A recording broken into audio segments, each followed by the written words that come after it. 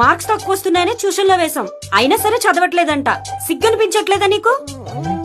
హాల్లో TV sound disturb అవుతుందని డిస్సే పీకేశాను, అయినా మార్కులు తక్కువ వచ్చాయి. సిగ్గనిపించట్లేదా నీకు?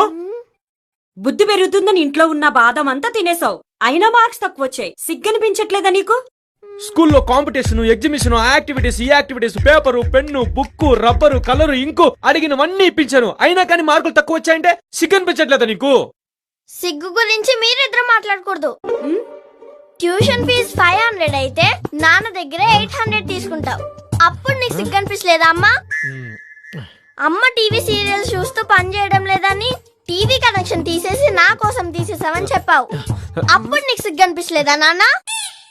పేరెంట్స్ మీటింగ్ కి కంపల్సరీ రావాలని తెలుసు కూడా ఆరోగ్యం బాలేదని చెప్పి నాటకాలు ఆడుతూ పడుకున్నావు కదమ్మా, ఆ రోజు నీకు సిగ్గు అనిపించలేదా? నాకు ట్యూషన్ కి లేట్ అవుతుందని తెలుసు కూడా పక్కింటి ఆంటీ అడగగానే పరిగెత్తుకుంటే వెళ్ళి దింపేసి వచ్చావు కదా, అప్పుడు నీకు సిగ్గు అనిపించలేదా నాన్న? నేను వెళ్ళి బండి తుడుచుకోవాలి. నాకు బట్టలు ఉతికేది ఉంది.